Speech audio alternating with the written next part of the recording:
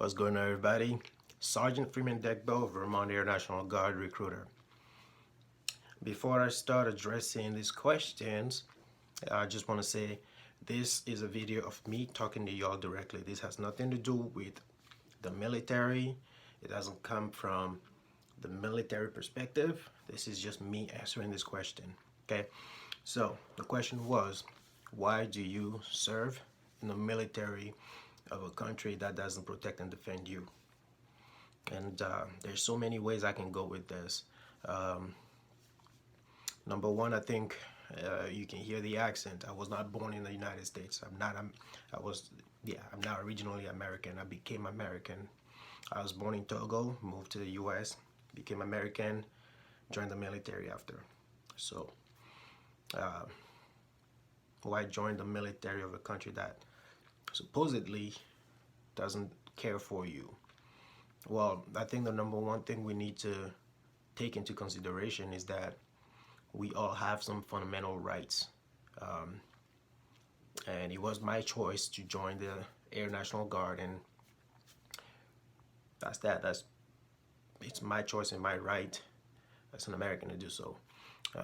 Number two, my family lives here. All right, my family lives here. If me being in the service add just a little bit into protecting them from getting attacked by some enemies, then so be it.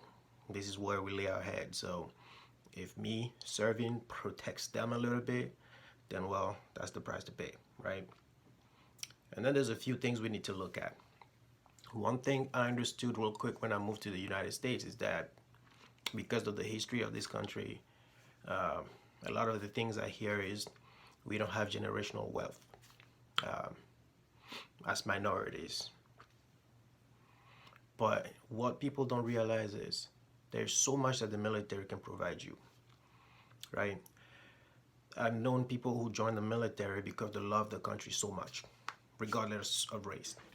And I know some people that join just because they want school paid for. I know some people who join solely for the benefits. Here's some of the things the military will provide you. Actually, before I go into that, think about a time where black people were not allowed to serve in the military here in this country. They didn't give up. They did not give up. They went to the Vietnam War, came back, and they still couldn't drink at certain fountains, right? They didn't give up. Look at the Tuskegee Airmen. They did not believe a squadron of black folks could fly fighter planes and excel at it. They crushed it. They didn't give up. And I got to meet them. So how dare I give up?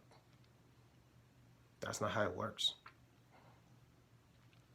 That is not how it works. And now, the amazing things that the military offers you, it's not offered by ethnicity or by race. It's offered to everybody, regardless of what job you do in the military. There's certain benefits that we all are entitled to. If you are not getting that generational wealth, why don't you step up and start creating it for the generation after you, for your kids, your grandkids? There's something called the VA home loan, right? You have to be a veteran to qualify for that. So either you serve 6 years, or you serve in the Guard, or you serve 4 years active duty, or you go on a 90-day deployment overseas. You can buy a property, you can buy land with zero money down. That's owning an asset. The key to generational wealth is owning assets. It's not cash, it's owning assets. Because let's say I bought this house. I start making my payments. Even if I pass away without completing the payments, it can go down to my kids and they can continue. And one day the payments will be done and we own it. It's ours. School. If you're in the Air National Guard, a lot of states out there will pay for you to get all the way up to a PhD because you're part of the Guard. and then your GI Bill, you can transfer that to your kids. They will be all set with school. They don't have to join the military unless they want to. So, in a nutshell, it is a privilege to put the uniform on, not a right. And there's a lot of people out there that wish they could be serving. For one way or another, they couldn't make the cut. So, although I will not discredit your question as to why I serve a country that does not care for me, there have been many before me that have done the same thing. There are a lot that are doing it now and are excelling.